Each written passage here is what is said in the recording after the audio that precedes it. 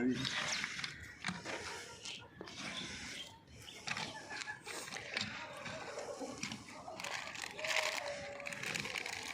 ਸਾਰੇ ਤਾਂ ਮਿਲ ਗਏ। ਇੱਧਰ ਹੋ ਥੋੜਾ ਜਗ੍ਹਾ ਦਵੋ ਉਹਨੂੰ। ਅੱਗੇ ਹੋਈ ਦੋ ਬੰਦੇ ਬੈਠੇ ਇਕੱਠੇ ਅੱਗੇ ਹੋਈ ਥੋੜੀ ਨਾਲ ਕੀ ਅੱਗੇ ਹੋਈ।